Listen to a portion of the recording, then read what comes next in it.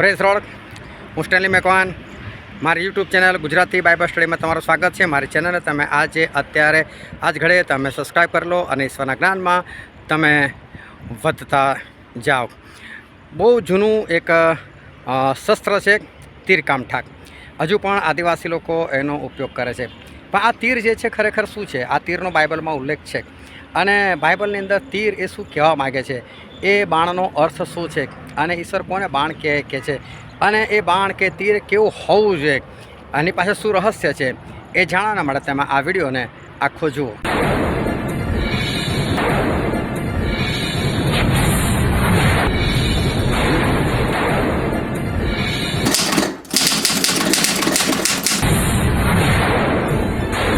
Hallelujah.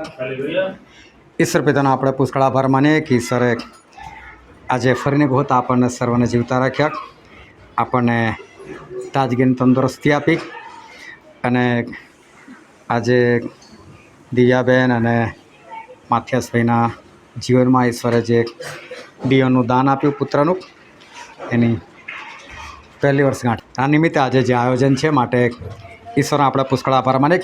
હવે આપણે ઈશ્વરના વચન તરફ જઈએ અને બાઇબલની અંદરથી ગીતશાસ્ત્રનું પુસ્તક અને તેનો 127મો અધ્યાય અને આપણે વાંચીશું તેની પહેલી કલમથી લઈને તેની 5મી કલમ સુધી। જો યહોવા ઘર ન બાંધે તો તેના બાંધનારનો શ્રમ મિથ્યા છે। જો યહોવા નગરનું રક્ષણ ન કરે તો ચોકીદારનું જાગવું કેવળ વ્યર્થ છે। તમારું વહેલું ઉઠવું અને મોડું સૂવું તથા કષ્ટ વેઠીને રોટલી ખાવી તે પણ વ્યર્થ છે, કેમ કે તે પોતાના વાલાઓ ઊંઘતા હોય તો પણ તેમને આપે છે। છોકરા તો યહોવાનું આપેલું ધન છે, પેટના ફરજન તેના તરફનું પ્રતિદાન છે। યુવાવસ્થામાંના પુત્રો બળવાનના હાથમાંના બાણ જેવા છે, તેઓ વડે જેનો ભાથો ભરેલો છે તેને ધન્ય છે। તેઓ ભાગળમાં પોતાના શત્રુની સાથે બોલશે, ત્યારે તેઓ ફજેત થશે। ઈશ્વર પિતાનું વાંચેલું વચન આપણા માટે પુષ્કળ આશીર્વાદિત છે અને ઈશ્વર પિતાનું વચન સત્ય છે અને બાઇબલનું વચન કહે છે કે તમે સત્ય જાણશો અને સત્ય તમને મુક્ત કરશે। ખૂબ ધ્યાનથી આપણે ઈશ્વરનું વચન સાંભળીએ, વિશેષ કરીને આપણે એને ગ્રહણ કરીએ અને આપણે એ પ્રમાણે ચાલીએ અને ખાસ માથિયાસભાઈ, દિવ્યાબેન ખાસ સાંભળે અને સાથે સાથે જેટલા લોકોના બાળકો છે એ બધા લોકો ખાસ સાંભળે અને જે લોકો કુંવારા છે એ લોકો ભવિષ્યને ધ્યાનમાં રાખીને સાંભળે કારણ કે ઈશ્વર આપણી સાથે એમના વચનથી વાત કરનાર છે અને માટે આપણે ઈશ્વર વચન ધ્યાનથી આપણે સમજીએ। એક ભાઈ હતો ને એ ભાઈને પડીકી ખાવાની આદત પડી ગયેલી હતી। હવે પડીકી એટલે તમાકુની પડીકી ખાવાની એ ભાઈને આદત પડી ગયેલી હતી। હવે ઘરવાળા હતા એમને ટૂંકતા હતા કે ભાઈ તું આ બંધ કર ને, આ પડીકી બંધ કર, આ ના ખવાય, સારું નથી, કેન્સર થઈ જાય, ફલાણું ઢીકણું। તો એ કે હું ક્યાં વધારે ખાઉં છું કે છે અને એ તો ધીરે ધીરે થશે અને ધીરે ધીરે કરીને હું છોડીશ, હમણાં તમે મારી સાથે બહુ જબરદસ્તી ના કરો એમ। એટલે પેલા મા બાપ ચિંતામાં રહે કે આ છોકરો ખોટા રસ્તા પર છે, તમાકુની પડીકી ખાય છે, એનાથી તો કેન્સર થાય છે અને કાલ ઉઠીને આ છોકરાનું ભવિષ્ય શું। એટલે એક સેવક હતા, એ સેવકને મળ્યા અને સેવકને કીધું કે મારા છોકરાના જીવનમાં આવું છે વ્યસન, તો તમે છોકરા કંઈ સમજાવો ને, એ બહુ લાઇટલી લે છે, સરળતાથી લે છે કે એમાં શું, છોડી દઈશ, ધીરે ધીરે થઈ જશે બધું, એ તો ધીરે ધીરે કરીને હું છોડી દઈશ। એટલે સેવક કહે છે કોઈ વાંધો નહીં, કહે છે એને મારા ઘરે મોકલજો કે છે। એટલે આ છોકરાને કીધું કે ભાઈ પેલા પાસ્ટર સાહેબ છે તને બોલાવે છે, કંઈ કામ હશે તો જરા મળી આવજે કે છે। કશું કીધું નહીં કે ભાઈ અમે તારી કમ્પ્લેન કરી છે અને એના માટે તને બોલાવે છે, કશું કીધું નહીં। હવે છોકરો ત્યાં ગયો અને જે સેવક હતા એ સેવકના ઘરની જોડે જે જગ્યા હતી ત્યાં એમણે નાનકડો બગીચા જેવું કરેલું હતું, વૃક્ષો વાવેલા હતા, એવું બધું હતું અને છોકરાને લઈને ગયા। આમ ફરતા ફરતા વાતો કરતાં કરતાં અને એક નાનકડો છોડ કશાકનો હશે તો કે બેટા આને ઉખેડી નાખે કે છે। એટલે પેલા કે સેવક છે એટલે ચલો એ જે કામ કે કરવું જોઈએ, આપણે આશીર્વાદિત થવાય। એટલે પછોડો ઉખેડી નાખ્યો. ફરી સહેજ આગળ ચાલ્યા. ત્યાં એક વેલો હતો અને વેલો થોડો મોટો હતો. કીધું આને પણ ઉખેડી નાખને કે છે. એટલે સેવક કે છે થોડું ઉખેડી નાખો. એટલે એને બી ઉખેડી નાખ્યો, પણ એને ઉખેડતા સહેજ પેલા છોડવા કરતાં સહેજ વધારે તકલીફ પડી. આગળ બીજો એક છોડવો હતો જે થોડો 5 ફૂટ સુધીનો મોટો થયેલો હતો. એટલે પછી કે આને બી ઉખેડી નાખ કે છે. કોઈ વાંધો નહીં કે એને બી ઉખેડી નાખું. એટલે છોકરાએ એને પણ ઉખેડી નાખ્યો. એને મનમાં થયા કરે કે મને કામ કરવા બોલાવે છે ગાડી કે છે, આવું બધું કામ કરવા, એનું ગાર્ડન છે કરે. પણ એમ કે સેવક છે શું અપમાન કરવાનું. એટલે પછી છોડો પણ ઉખેડી નાખ્યો, પણ એ થોડો મોટો હતો એટલે સહેજે જોર લગાવવો પડ્યો, તકલીફ પડી. પણ પછી આગળ છે ને એક ઝાડ હતું, આ લીમડાનું ઝાડ હતું. તો કે છોડ આ ઝાડ શું કામનું, ઉખેડી નાખે આને કે છે. પેલાનો કે આ સેવક છે કે બુદ્ધિ વગરનો કોઈ મૂર્ખ છે કે છે, ઝાડ થોડું ઉખડતું હોય કે છે, ઝાડને કઈ રીતે ઉખાડવાનું કે છે. પણ એમ સેવક છે એટલે ચલો બોલું કશું નથી. એટલે ભાઈ જેને પેલું થડ પકડ્યું અને એને ઉખેડવાનો પ્રયત્ન કર્યો કે આ નથી ઉખડતું કે છે, આ નથી ઉખડતું. હવે ત્યાર પછી સેવકે જૈન સાથે વાતચીત કરી. એ હું તમને આગળ જતાં કહું છું, પણ વચનની અંદર તમે ખાલી ધ્યાન રાખજો કે ઈશ્વર આજે આપણી સાથે એ શું વાત કરવા માગે છે. એક નાનકડું છોકરું ડિયોન 1 વર્ષનો થયો, આજે 2જા વર્ષમાં પ્રવેશ કર્યો અને આજે એની પહેલી બર્થડે. પણ બાળક કે આપણે બધા લોકો પણ એક જન્મ જ્યારે બાળકનો થાય છે ત્યારે એ જન્મ કઈ રીતે થાય છે, શું થાય છે કે એક બાળક એ આ પૃથ્વીની ઉપર એ જન્મ લે છે. કદી પણ કોઈ સ્ત્રી કે પુરુષ કે પતિ કે પત્ની મળીને એ કદી બાળક નથી પેદા કરી શકતા. કારણ કે આપણે દરેક મનુષ્ય આત્માથી જીવીએ છીએ. આપણી અંદર એક આત્મા હોય છે અને જો એ આત્મા નીકળી જાય ને એટલે માણસ મૃત્યુ પામે. એટલે બાળકનું શરીર એની માના પેટમાં તૈયાર ચોક્કસ થાય છે, પરંતુ આત્મા ત્યાં તૈયાર થતો નથી. આત્મા ઈશ્વર પાસેથી આવે છે અને આત્મા જે છે એ ઈશ્વર એ મોકલે છે. જો ઈશ્વર આત્મા ના મોકલે તો કદી પણ કોઈને પણ બાળક ના થઈ શકે. આત્મા વગર બાળક થવું, એનું જીવતા રહેવું એ બની શકતું નથી. આપણા દરેકની અંદર એક આત્મા હોય છે. જ્યારે માણસનું મૃત્યુ થાય છે તો એને મૃત્યુ પામેલો કેમ જાહેર કરે છે? કારણ કે આત્મા નીકળી ગયો છે અંદરથી. આત્મા નીકળી જાય એટલે માણસને મૃત્યુ પામેલો જાહેર કરે કે આત્મા નથી, એટલે હવે આ વ્યક્તિ જે છે એ મૃત અવસ્થાની અંદર છે. તો આત્માથી માણસ જીવે છે અને આત્મા નીકળી જાય તો એને મૃત જાહેર કરવામાં આવે છે. પણ આત્મા જે છે એ સ્વર્ગીય પદાર્થોનો બનેલો છે અને એ ઈશ્વરે પોતાના સ્વર્ગમાં બનાવેલો છે અને ત્યાંથી ઈશ્વર આત્મા એ જે તે બાળકના અંદર એ મોકલે છે. તો જ્યાં સુધી એ આત્મા નથી આવતો ત્યાં સુધી એક જીવતા બાળકનું આ પૃથ્વી પર આવવું એ અસંભવ છે.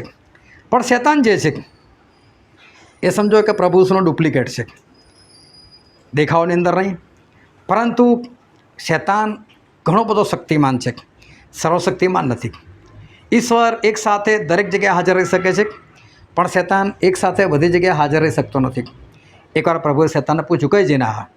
તો કે હું પૃથ્વી પર આમ તેમ સર્વત્ર ફરીને આવે છે. આપણે પ્રભુને ના પૂછી શકીએ પ્રભુ ક્યાં ફરીને આવે? પ્રભુ હું તો બધી જગ્યાએ છે. એ તો એક સાથે બધી જગ્યાએ, એમને દોડાદોડ ના કરવી પડે. કેમ કે એ તો ઊભા રહે ને એટલે આપણે પૃથ્વીનો ગોળો છે ને તો એ લખોટી જેટલો દેખાય. આ લખોટી જેટલો દેખાય તો એમાં 4 તરફથી પ્રભુ દેખાય. એ 4 તરફ છે, એમને કોઈ જગ્યાએ ભાગવા જવાની જરૂર નથી. પણ શૈતાન એ સર્વશક્તિમાન નથી, એને બધા ભાગવું પડે છે. એટલે કે હું આમ તેમ પૃથ્વી પર સર્વત્ર ફરીને આવેલો છું. એટલે શૈતાન શક્તિમાન ખરો પણ સર્વશક્તિમાન નહીં. એ ડુપ્લિકેટ છે પ્રભુનો. ડુપ્લિકેટ એટલે પ્રભુ જેવા જ કામ કરવા માગે પણ એ થતા નથી. પ્રભુ જેવા કામ એનાથી થતા નથી, એના કામ બધા ઉલટા છે. અને એટલે ઘણી વખત એ પણ બાળક આપે છે. એ ક્યારે બાળક આપે કે જ્યારે કોઈ એવી જગ્યા પર જઈને બાધા માનતા માને, એવી જગ્યા પર જઈને કોઈ બીજા જે ઈશ્વર નથી એની પાસે માગણી કરે અને ત્યારે જો એને કંઈક મળે તો સ્વાભાવિક છે ઈશ્વર એવું કહે છે કે હું મારું માન હું બીજા કોઈને નહીં લેવા દઉં. એટલે ઈશ્વર પોતાનું માન બીજા કોઈને નથી આપવા દેતા. એટલે એવી જગ્યા પર જાય અને જો ઈશ્વર એને બાળક આપે તો પછી એ વ્યક્તિ એ તો ઈશ્વરના થોડા ગુણગાન ગાવાનો, એ તો બીજાના ગુણગાન ગાય. અને ઈશ્વર ના પાડે છે કે એવી રીતે હું બાળક આપતો જ નથી. તો એવા સમયે કે જ્યારે કોઈ માણસ ઈશ્વરે છોડીને બીજા પાસે વાદા માનતા કંઈ કરે, એને કંઈ ભેટ ચડાવવાની વાત કરે ત્યારે જો મળે તો સમજી લેવાનું કે એ ઈશ્વરનું નથી. અને ઈશ્વરનું નથી એટલે સારું પણ નથી. સારું નથી મતલબ એનાથી હંમેશા મા બાપ કંટાળતા હોય એવું બાળક પેદા થાય. પરંતુ આપણા ઈશ્વર સારા છે, સર્વશક્તિમાન છે, ને આપણે ઈશ્વરને માનીએ છીએ એટલે આપણને ઈશ્વર એ બાળક પૂરું પાડે છે. પણ એ આત્મા ઈશ્વર તરફથી આવે છે. અને બાઇબલની અંદર એવું લખેલું છે સભા શિક્ષકના પુસ્તકની અંદર, તેનો 12મો અધ્યાય અને તેની 7મી કલમ વાંચો તો. અને જેવી અગાઉ ધૂળ હતી તેવી જ પછી ધૂળ થઈ જશે, અને દેવે જે આત્મા આપ્યો તે તેની પાસે પાછો જશે. એ બાઇબલ દેવે જે આત્મા આપ્યો એટલે આત્મા દેવ આપે છે અને એ દેવ પાસે જ એ આત્મા એ પાછો જાય છે. હવે સમજો કે જો જ્યાં સુધી દેવ આત્મા ના આપે ત્યાં સુધી બાળક આ પૃથ્વી પર આવી નથી શકતું. એટલે સ્ત્રી અને પુરુષવાળા નહીં, પણ જ્યાં સુધી ઈશ્વર આત્મા ના આપે ત્યાં સુધી બાળકનો જન્મ થવો અસંભવ છે. તો પછી બાળક કોનું થયું? એ કોઈ સ્ત્રીનું કે પુરુષનું ના થયું, એ તો ઈશ્વરનું બાળક થયું. કેમ કે ઈશ્વર પોતાનો બનાવેલો આત્મા આપ્યો ત્યારે કોઈક જીવ્યું, ત્યારે કોઈક આ પૃથ્વી પર આવ્યું. તો એનો મતલબ એ બાળક કોઈ વ્યક્તિનું નથી, પણ એ બાળક એ તો દેવનું છે. અને ગીતશાસ્ત્રમાં આપણે એવું લખેલું છે તેનો 127મો અધ્યાય જેમણાં જ આપણે વાંચ્યો એની 3જી કલમ વાંચો તો. છોકરા તો યહોવાનું આપેલું ધન છે, પેટના પર્જન તેના તરફનું પ્રતિદાન છે. શું કહે છે બાઇબલ? કે બાળક તો દેવનું આપેલું ધન છે. એટલે બાળક શું છે? ધન. અને કોનું? ઈશ્વરનું. તો એનો મતલબ બાળક છે ને આપણા નથી. ભલે લોકો પૂછે ભાઈ તમારે કેટલા બાળક? આપણે કહીએ 2 કે 4, પણ ખરેખર આપણા નથી. આપણે એવું કહેવું પડે કે મને ઈશ્વર આટલા બાળક આપે, ઈશ્વરે મારા ઘરે આટલું ધન મૂકેલું છે મારાથી, 1 મૂકેલું, 2 મૂકેલા કે 4 મૂકેલું, ઈશ્વરે આપેલું ધન છે. એ બાળક ખરેખર આપણા નથી, પણ એ તો ઈશ્વરનું એક ધન છે. હવે જો માણસ પાસે ધન હોય તો માણસ શું કરે છે? માણસ પાસે વધારે પૈસા શું કરે? જેને બેંકમાં મૂકે. તો બેંકમાં ખાલી ખાલી થોડું મૂકે છે. પહેલાં તો એને બેંક પર ભરોસો છે, એને બેંક પર વિશ્વાસ છે કે આ બેંક ભાગી નહીં જાય. જો કોઈ બેંકની ઉપર એવું લખેલું ભાઈ અમારે ભરોસો નહીં, અમે ગમે તરફ ભાગી જાય, કોઈ પૈસા મૂકવા જાય? કોઈ પૈસા મૂકવા ના જાય. બેંકમાં ક્યારે પૈસા મૂકે લોકો? કે જ્યારે એમને ખબર છે કે આ બેંક છે ને ભાગી નથી જવાની, આ ગવર્મેન્ટ બેંક છે કે સારી બેંક છે, એના માટે. બીજી વસ્તુ, બેંકમાં પૈસા મૂકવાની શાની જરૂર? તો બેંકવાળા છે ને અંદર ઉમેરીને તમને આપે છે. તમે 100 મૂકો તો એ તમને 106 રૂપિયા આપે, એ જે બી આપતા હોય, પણ તમને ઉમેરીને આપે છે. એટલે આપણે આપણું ધન ક્યાં મૂકે છે? કે બેંકની અંદર, કે જેથી કરીને એ ધન જે છે એ લોકો વધારે કરીને આપે. ઘણા લોકો તો 7 વર્ષે કંઈક ડબલ થાય એવી સ્કીમમાં મૂકે, કોઈ FD કરાવે એટલે ફિક્સ ડિપોઝિટ કરાવે. કેમ? કે અમે મૂકીશું અને એ અમારી પાસે કંઈ મહેનત નથી કરવાની, એ એની પોતે વધ્યા કરશે. હવે બેંકવાળા એમને પૈસા આપી દેવાના વધારાને. બેંકવાળા શું કરે? એનો વહીવટ કરે. ધ્યાનથી સમજો, તમારા ધનનો બેંક વહીવટ કરે. એ બેંકવાળાના પૈસા નથી, એ તમારા પૈસા છે. પણ તમારા પૈસા જાણે એમના પૈસા છે એ રીતે વહીવટ કરે. અને વહીવટ કરે એમાંથી કમાણી કરે, પછી અમુક કમાણી પોતાની પાસે રાખે ને અમુક તમને પણ આપે કે આટલા ટકા તમારા તો આટલા ટકા મારા. હાલેલુયા. તો ઈશ્વર શું કહે છે? કે છોકરા તો ઈશ્વરનું ધન છે. ઈશ્વરનું ધન છે. તો ઈશ્વરે જેના પણ ઘરમાં આપેલું છે એને શાના માટે આપેલું છે? બસ ધન મારું છે, તારે ખાલી વહીવટ કરવાનો છે. સમજો આજે કંઈક વાત, કે બાળક જે તમારા ઘરમાં છે એ બાળક તમારું નથી, એ બાળક ઈશ્વરનું આપેલું ધન છે. ઈશ્વરનું ધન છે. અને એ જે ધન છે એ ઈશ્વરે તમને વહીવટ કરવા માટે આપેલું. હું નાનું આપું છું, તમે મોટું કરીને આપજો. હું અભણ અવસ્થામાં આપું છું, તમે એને સારું બનાવીને મને આપજો. તો ઈશ્વર જ્યારે કોઈને પણ પોતાનું ધન આપે છે તો ઈશ્વરની પણ એમાં કોઈક ને કોઈક ઈચ્છા છે, અને ઈશ્વર એની પાછળ કોઈ યોજના એ ધરાવે છે. હવે જો જેમ આપણે બેંક પર વિશ્વાસ મૂકે છે ત્યારે ત્યાં આપણા પૈસા મૂકે છે, તો જેટલાના ઘરમાં બાળક છે ને એટલા મા બાપની ઉપર ઈશ્વરે વિશ્વાસ રાખ્યો. આ સારો છોકરો છે, આ સારી છોકરી છે, આ વિશ્વાસુ છે, આ મારું કહેલું કરશે, લાય મને એને મારું ધન આપવા દે. એટલે જેટલાના ઘરમાં બાળક છે એની પર ઈશ્વરે વિશ્વાસ મૂક્યો છે, અને વિશ્વાસ મૂક્યો છે માટે આપ્યું છે કે આ સારા લોકો છે, ભલા લોકો છે, આપો આ લોકોને. એટલે ઈશ્વરે તમારી પર વિશ્વાસ મૂકીને આ ધન જે છે એ તમને એમણે આપેલું છે. હવે એ ધનનો તમારે વહીવટ કરવાનો છે, અને વહીવટ કેવો કરવાનો છે? યોગ્ય વહીવટ, કેમ કે ઈશ્વરનું ધન છે. હવે બાય ચાન્સ ખબર પડે કે બેંકમાં પૈસા ઓછા થઈ ગયા છે, ઘણી વખત પહેલાં આવી ઘટના બની ગયેલી છે, અફવા ઉડે કે ફલાણી બેંકમાં ચોરી થઈ, લૂંટ થઈ, તો લોકો ગભરાઈ જાય, તો એ સવારના લાઈનમાં લગાવી દે કે મારા પૈસા મને આપી દો, મારા પૈસા મને આપી દો. બેંક લાગે ભલે લૂંટ થઈ ગઈ પણ તમારા પૈસા છે અમારી પાસે, રેકોર્ડ છે, આ રીતે લાઈન લગાવવાની કોઈ જરૂર નથી. તો યોગ્ય વહીવટ એટલે શું? યોગ્ય વહીવટ એટલે એવો વહીવટ કરવાનો છે કે જેનાથી જેનું ધન છે એને કોઈ પણ પ્રકારની ખોટ કે નુકસાન જવું ના જોઈએ. અને બાળક એ ઈશ્વરનું આપેલું ધન છે, એનો યોગ્ય વહીવટ કરવાનો છે. એક સ્ત્રી હતી જેનું નામ હતું હાન્ના. એને બાળકો નહોતા થતા, એની પાસે ઈશ્વરી ધન નહોતું. દર વર્ષે એ યરૂશાલેમમાં જાય, ત્યાં મંદિરમાં બેસે, પ્રાર્થના કરે, અને ઈશ્વરને આગળ એક જ વિનંતી, ઈશ્વર મને બાળક આપો ને, ઈશ્વર મને બાળક આપો ને, ઈશ્વર મને બાળક આપો. પણ કદાચ એને ખબર નહીં હોય કે બાળક તો ઈશ્વરનું ધન છે, એટલે માગ્યા કરે ઈશ્વર પાસે, ઈશ્વર મને બાળક આપો ને, મળે જ નહીં. એનો પતિ એને દુઃખી જુએ ને એ પણ દુઃખી થાય. શું કામ કે તું બાળક બાળક કર્યા કરે છે? હું તને પ્રેમ નથી કરતો બાળકના માટે, મેં તારે જો કોઈ ઝઘડો કર્યો, હું તને કાઢી મૂકું છું, શું કામ બાળક બાળક કર્યા કરે? કે ઘણા બાળકો કરતાં તું મને વધારે વાલી છે, તું એની બધી ચિંતા ના કર. પણ આ સ્ત્રીને જોઈતું હતું બાળક. અનેક વખત આ જ રીતે એ લોકો દર વર્ષે જતા હતા, અને એ વર્ષે પણ એ લોકો ગયા અને મંદિરમાં બેઠી, અને એ દિવસે પણ એ રડીને બહુ આગ્રહથી પ્રાર્થના કરી. પણ આ વખતે એણે પ્રાર્થના શબ્દો બદલી નાખ્યા, અને પ્રાર્થના શબ્દો એના એવા હતા, જો પ્રભુ તમે મને બાળક આપશો ને, હું પાછું તમને આપી દઈશ. ઈશ્વર કે હવે બરાબર, મારું ધન મારી પાસે પાછું આવવું છે, એટલે કે જે તમારું બાળક તમે મને આપશો એ બાળક હું તમને આપી દઈશ. અને એ વખતે ત્યાં જે યાજક હતા, એટલે જેને પાસ્ટર કહી શકાય, એણે સ્ત્રીને બોલાવી અને એને કીધું કે શું કરતી તું? એ કહે છે કે ભાઈ હું દુઃખી છું ને આ રીતે પ્રાર્થના કરતી હતી. કોઈ વાંધો નહીં, જે આ વખતે તને ઈશ્વર બાળક આપશે. અને એ વખતે એને બાળક થયું, અને ઈશ્વર આગળ કબૂલ કર્યું કે ઈશ્વર હું બાળક પાછું તમને આપી દઈશ.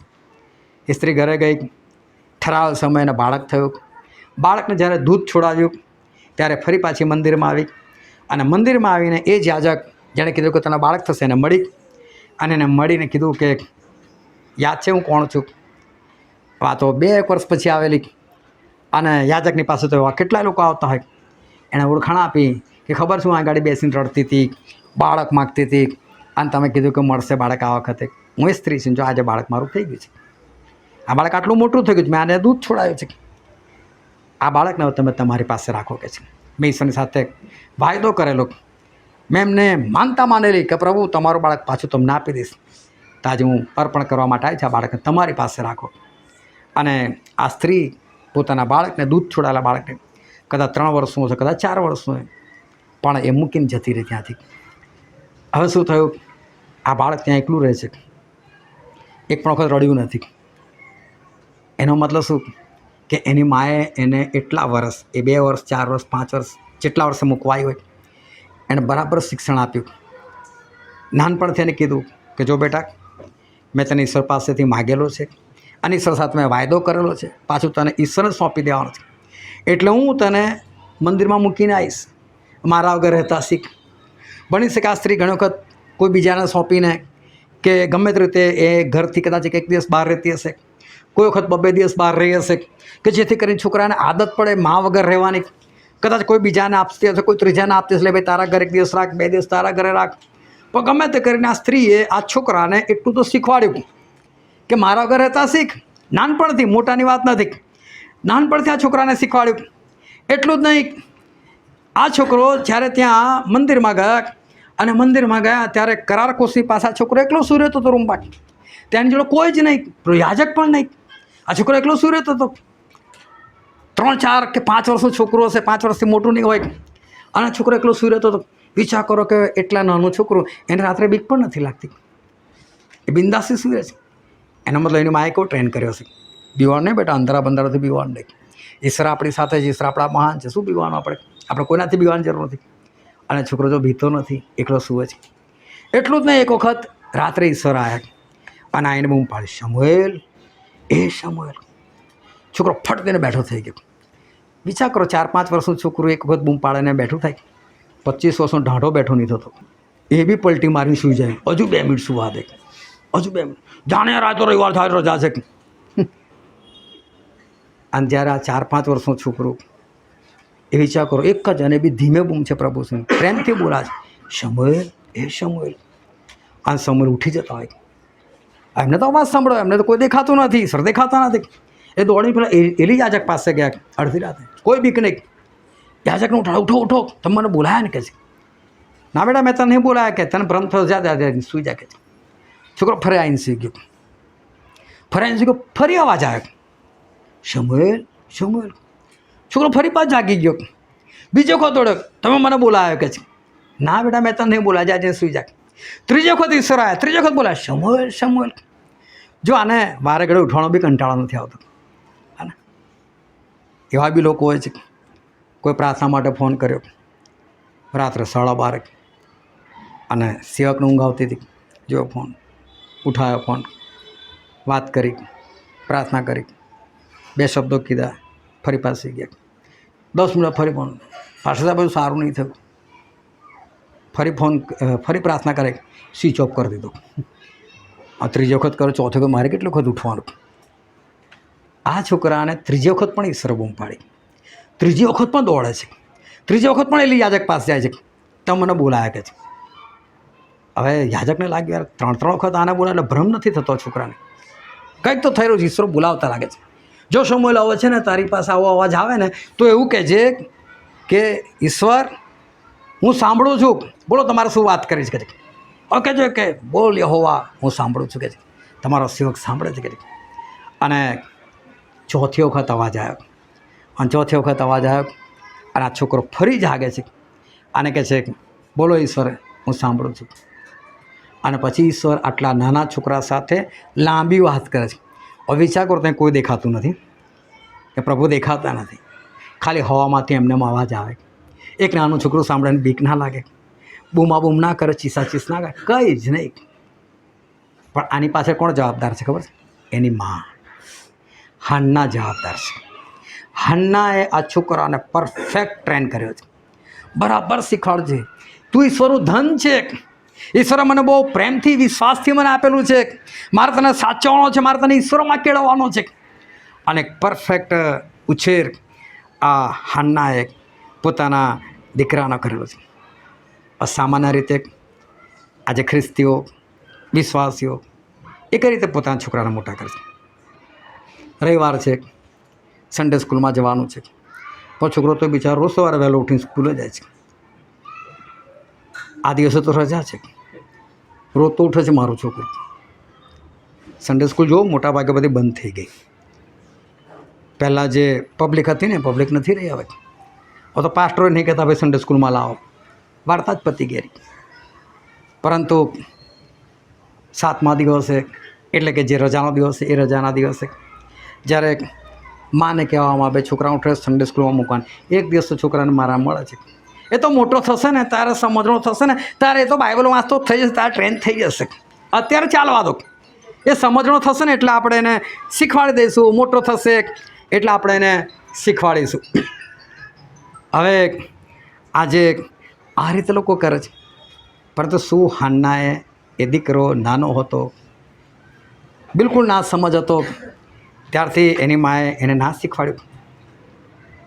ધ્યાનથી સમજજો, કુમળો છોડો હોય ને, તમે એના વાળ ઓળી જાય. કુમળો વેલો હોય ને, તમે જે બાજુ એને લઈ જાઓ ને એ બાજુ એ જતો રહે. મેં શરૂઆતમાં એક વાત કીધી નાની, કે પડી ગઈ ખાવાની આદત, અને એના મમ્મી પપ્પા કહે છે કે બેટા છોડ, તો કહીને ધીરે ધીરે થઈ જશે, ધીરે ધીરે છૂટી જશે. એટલે પેલા પાસ્ટર પાસે લઈ ગયા, એટલે પાસ્ટર કહે છે આ છોડો ઉખાડી નાખ, આ છોડો ઉખાડી નાખ, અને છેલ્લે ઝાડ સુધી લઈ જાય છે. પેલો મનમાં વિચારે કે આ કેટલો મૂર્ખ માણસ, આને કોણે સેવક બનાવ્યો, કોણે પાસ્ટર બનાવ્યો. આ ઝાડ કંઈ ઉખડતું હોય તો ઉખેડવાની ખાલી મહેનત કરીને કે આ ના ઉખડે છે. અને પાસ્ટરે એ જ કીધું, આ ટેવ જ્યાં સુધી શરૂઆત છે ને છોડવા સમાન છે ને ત્યાં સુધી ઉખેડીને ફેંકી દે. એ ઝાડ બની જશે ને પછી આ ટેવ નથી છૂટવાની, પછી તો કેન્સરમાં મરે જ છૂટકો જ તને. એના કરતાં જ્યાં સુધી તું છોડી શકે છે ને અત્યારે, તો તું એનાથી આઝાદ થઈ જાય. એટલે બાળક જ્યારે નાનું છે, કુમળું છે, ત્યારથી તમે જે શીખવાડશો ને એ ગરડો થશે ત્યાં સુધી એના જીવનમાંથી નહીં જાય. તો તમે વિચારો કે સમજણો થશે તો સમજણો કદી નથી થવાનો. અને કોઈ મા બાપને પોતાનું છોકરું સમજણું લાગતું જ નથી. એવું જ કે બેસને દુનિયા અમે જોઈએ તે દુનિયા જોઈશે. ભલે પોતે બી એવું જ બોલતા હોય, પરંતુ છોકરાના માટે એક જ કે લગ્ન કરા ને તોય આ તો જો ને એનો બેગુણો થઈ ગયો, બિલકુલ બુદ્ધિ વગરનો છે. એટલે તને છેક સુધી બુદ્ધિ વગર તો કદી શીખવાડવાનું જ નહીં. પણ નીતિવચનમાં એવું લખેલું છે એનો 22મો અધ્યાય અને 6ઠ્ઠી કલમમાં છે, તો બાળકે જે માર્ગમાં ચાલવું જોઈએ તેમાં ચાલવાનું તેને શિક્ષણ આપ, એટલે તે વૃદ્ધ થશે ત્યારે તેમાંથી તે ખસશે નહીં. આવું બાઇબલમાં લખેલું છે. હવે વિચાર કરો, કદાચ હું મૂર્ખ હોય ને હું તો ગમે તેવું શિક્ષણ આપી દઉં. પાછું પ્રભુએ કીધું છે ને બાળક હોય ને ત્યારથી શીખવાડ. હા, આ મારું શિક્ષણ નથી, આ બાઇબલમાં લખ્યું. બાળક નાનું છે, બાળક એટલે નાનું, એ ત્યારથી એને શીખવાડે કે ડોહો થાય, વૃદ્ધ થાય તારે ખસે ના. એ નાનપણથી શીખવાડવાની જરૂર છે. જો એને નાનપણથી શીખવાડીશું તો એ શિક્ષણની અંદર એ મોટો થશે, પણ મોટો થયા પછી શીખવાડવા જઈશું તો એ સામે બોલશે તમે શીખવાડો છો. અત્યારે આટલા વર્ષો તો મારા એમનામાં જ જતા રહે, મને શું શીખવાડો છો. ત્યાં સુધી તો એના હૃદય અંદર કેટલું બધું ચિતરેલું હશે. જ્યાં સુધી કોરું કાગળ હોય ત્યાં સુધી તમે જે લખો ને વંચાશે, પણ એકવાર ચિત્રામણ થઈ જાય ને પછી ગમે એટલું સારું લખશો ને કશું નહીં વંચાય. એટલે બાળક કોરું કાગળ છે ને ત્યાં સુધી એની પર તમારે જે લખવું છે ને એ લખી દો, એના પછી કશું નહીં થાય. અને બધાને કહું છું, આ ખાલી બાળકની વાતો નથી, પણ જો આજે તમારામાં આળસ હોય, રવિવાર ઉઠીને તમે ચર્ચમાં ના જઈ શકતા હોય, તમને આળસ આવતી હોય, તમને ઊંઘ જોઈતી હોય, તો જ્યાં સુધી આ આળસ એ બાળક સ્વરૂપે છે, નાની છે, ત્યાં સુધી એને દૂર ભગાવા ટેવને છોડો. ને તેવી ટેવ પડી જશે ને કે નર્કમાં પહોંચશો ત્યાં સુધી પણ આ ટેવ નહીં છૂટે. જો કદાચ તમારા જીવનની અંદર એવી ટેવ છે કે સુસંગતમાં જવાનું, સુસંગતમાં રહેવાનું, એ ટેવ મોટી થઈ જાય, પાકટ વયે પહોંચી જાય અને પછી તમે દૂર ના કરી શકો, એની પહેલાં એ જ્યારે બાળકની ઉંમરમાં છે ને ત્યારે જ તમે એને દૂર કરી નાખો. જો તમને પ્રાર્થનામાં ઊંઘ આવે છે તો એ ઊંઘ વધે એની પહેલાં અત્યારથી એને દૂર કરી દો. નહીં તો જ્યારે વધી જશે ત્યારે આપણને એ પ્રોબ્લેમ થઈ જશે. અને માટે જે બી એવી કુટેવો છે એ વધે ને એની પહેલાં જ એને દૂર કરવાની જરૂર છે. એ જો નાનકડા પાયા છે ને ત્યારે જ એને તમે બિલકુલ તમે દૂર કરી નાખો. પરંતુ જે મોટી થઈ જાય પછી પ્રોબ્લેમ થાય છે.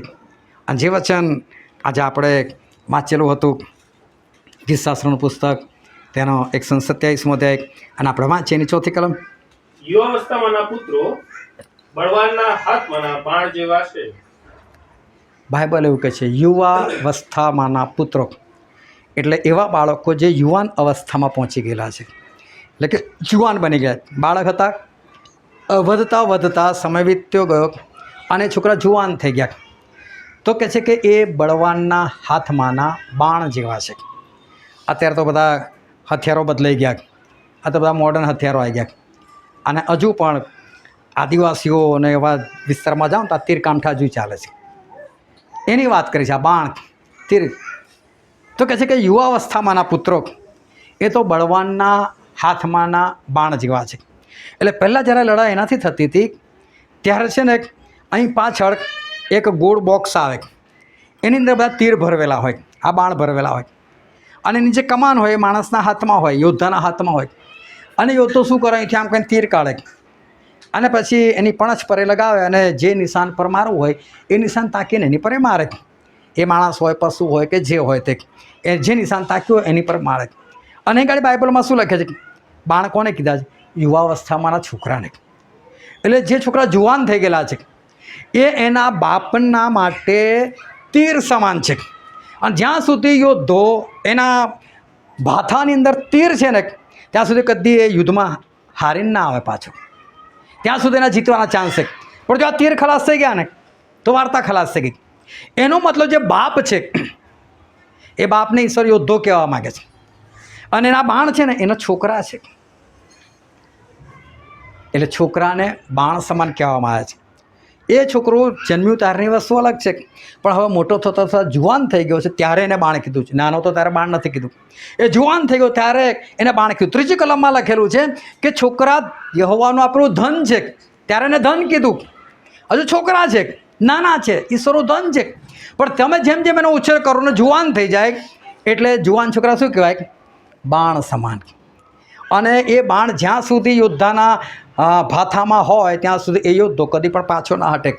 એના જીતવાના ચાન્સ પૂરેપૂરા છે ને જીતીને આવશે. એને ખબર છે કે મારી પાસે બાણ છે, હું જે નિશાના પર મારીશ ને એની પર વાગીને આવશે. એનો મતલબ બાપની ઈચ્છા શું હોય છે? મારા છોકરાને એક બાણ તરીકે ઉપયોગ કરો, એને યોગ્ય નિશાના પર એને મારું. એ છોકરાને એક બાણ તરીકે ઈશ્વર કહે છે કે યુવાવસ્થાના બાળકો એ તો બાણ સમાન છે.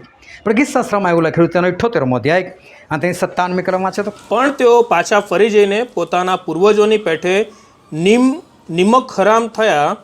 વાંકા ધનુષ્યના બાણની પેઠે તેઓ આડે રસ્તે ચડ્યા. હા, બાણ વાંકું થઈ ગયું છે. બાણ વાંકું થઈ જાય ને એટલે તીર છે ને એકદમ સીધું જોઈએ. આ તીર બનાવનાર હોય ને એક આંખ આમ કરીને પછી આમ જુએ બરાબર સીધું છે કે નહીં. જો એ સીધું ના હોય ને કોઈ પણ જગ્યાએ સેજ પણ વચ્ચેથી વળી જાય ને પછી માણસ ગમે તો નિશાન તાકે ને, ભલે નિશાને બાજુ, પણ એ વાંકું વળી જે બાજુનું વાંકું વળી ગયું ને એ બાજુ વળીને જતું રહેશે, નિશાના પર નહીં વાગે. પણ બાણ કોણ છે? યુવાન અવસ્થાનો છોકરો. યુવાન અવસ્થાનો જે છોકરો છે એ જો બાણ છે અને વાંકો વળી ગયો છે એટલે કે આડા રસ્તે ચડી ગયો છે. જો આડા રસ્તે ચડી જાય ને તેના બાપને સંતાપરૂપ થઈ જાય, એના બાપને સંતાપરૂપ થઈ જાય. છોકરાઓનું કર્તવ્ય છે કે જે મા બાપ એને ઉછેરીને મોટો કરેલો છે એ મા બાપનું નામ આગળ ધપાવે, એના જીવનથી એના મા બાપને શાંતિ મળે, એના જીવનથી એ એના માતા પિતાને ખુશી આપે, આનંદ આપે. એ ખરું બાળક છે. પણ મા બાપ જો દુઃખી થતા હોય તો દુઃખી થતા હોય તો એ કેવો છે? વાંકું વળી ગયેલું બાણ. અને એવા છોકરાને તારે મા બાપ કંટાળી જાય એનાથી. પણ એનું કારણ શું છે? એને જો નાનપણથી શીખવાડ્યું હોત ને તો આ વસ્તુ ના આવવાની નથી. એ નાનપણથી શીખવાડવું પડે. અને માટે આપણી પાસે ઈશ્વર આપણને જે બાળકો આપેલા છે ને એ બાળકો જ્યારે જુવાન થશે ત્યારે આપણા બાણ સમાન છે. એ છોકરાઓને લઈને આપણે જ્યારે વાત કરીશું ત્યારે આપણે કહી શકીશું આ મારો છોકરો છે. પણ એના માટે આપણે નાનપણથી ટ્રેનિંગ આપવી પડશે. અને ટ્રેનિંગ એટલે શું? એ એન્જિનિયર બને, એ ડૉક્ટર બને, એ વકીલ બને, એનાથી મારે કે ઈશ્વરને કોઈ લેવા દેવા નથી. પરંતુ જો એને બધું મળે પણ એને બાઇબલનું શિક્ષણ ના મળે, એને ઈશ્વરનું ભાન ના હોય તો કોઈ કામનું નથી. પૂનાની અંદર એક હોસ્પિટલ છે, મેં કદી જોઈ નથી, પણ જેની હોસ્પિટલ છે એની સાડી વડોદરામાં રહે છે. એનું એક વાર મળેલો અને એ બેનને બંને પગે તકલીફ, અને ટીચર એટલે ઊભા એમણે ભણાવવાનું, સીસીટીવી કેમેરા મૂકેલા હોય એટલે એ બેનથી બેસાય નહીં. અને જે 5 કલાકની નોકરી 5 કલાક ઊભું રહેવું પડે. અને એ ટીચરે મને વાત કરી કે જાઓ તો મારી આવી તકલીફ છે ને, મારો બને એવી છે ને, એ કહે છે કે પગનો સ્પેશિયલિસ્ટ છે કે છે, એની મોટી હોસ્પિટલ છે કે છે. હોસ્પિટલનું નામ એ બહુ જોરદાર આપ્યું છે, જીસસ હિલ્સ, એટલે કે ઈશ્વર પ્રભુ શું સાજાપણું આપે છે. મેં એને કીધું તમારી હોસ્પિટલમાં એડમિટ થવા માટે આવું દવા કરાવ. મને ના પાડે, તારા માટે નહીં હોસ્પિટલ છે. મેં કહું બહુ સારું કર્યું તમારા બની. એના બને એવું કીધું કે આ તો હું અવિશ્વાસીઓ માટે હોસ્પિટલ ખોલીને બેઠો છું. જે વિશ્વાસી છે ને તો ઈશ્વર પાસે જ જવાનું, જીસસ હિલ્સ એટલે જ નામ રાખ્યું. પ્રભુ શું સાજા પણ તું ડાયરેક્ટ જાય તું તો ઓળખે છે, પણ આવું એને શિક્ષણ મળ્યું હોય તો જાય ને. પણ શિક્ષણ તમને કહું તમારા બની સાચું કે છે. આ બાઇબલમાં લખેલું છે આપણે સાજા થયે માટે પ્રભુ ઈસુએ કોડાનો માર ખાધેલો, તેના માર ખાવાથી આપણે સાજા થઈ ગયેલા છે. અને માટે ધ્યાનથી સમજો, આજે ઈશ્વર આપણને બાળકો આપેલા છે, ઈશ્વરનું ધન છે, એને આપણે યોગ્ય રીતે કેળવીએ. કારણ કે ધન છે તો કદી ને કદી તો ઈશ્વર આપણી પાસે જવાબ માગશે. અને જવાબ માગે ત્યારે આપણે હિંમત ઈશ્વરની આંખોમાં આંખ નાખીને કે પ્રભુ હું તમારા છોકરાને મેં જો બાઇબલ શીખવાડેલું છે અને આજે બાઇબલના રસ્તા પર છે પ્રભુ. અને પ્રભુ કે શાબાશ મારા બેટા. અને માટે બળવાન એ પુરુષ એટલે કે બાપ, એના ભાથાનું જે તીર એનો છોકરો છે પણ એ વાંકો વળી જશે તો પ્રોબ્લેમ થશે. માટે આપણે એને નાનપણથી આપણે શીખવાડે. અને હંમેશા જો તમે ભૂલ કરી છે અને કદાચ તમારા બાળકો થોડા મોટા થઈ ગયા તો આજથી જાગી જાઓ અને આજથી તમે એ બાળકોને યોગ્ય શિક્ષણ આપો, બાઇબલનું શિક્ષણ આપો કે જેથી કરીને બાઇબલમાં આગળ વધે. બીજું શિક્ષણ મળશે કે નહીં મળે એનાથી સ્વર્ગનો કોઈ ફરક નથી પડતો, પરંતુ બાઇબલના શિક્ષણથી ફરક પડશે. અને માટે હંમેશા આપણે બાઇબલનું શિક્ષણ આપણા બાળકોને આપીએ. આવા આપણે આંખોને બંધ કર્યા, આપણા મસ્તકો એ જીવતા દેવની હજુરોમાં નમાય. વાલા સમય છે કે આપણે આપણી જાતને તપાસીએ.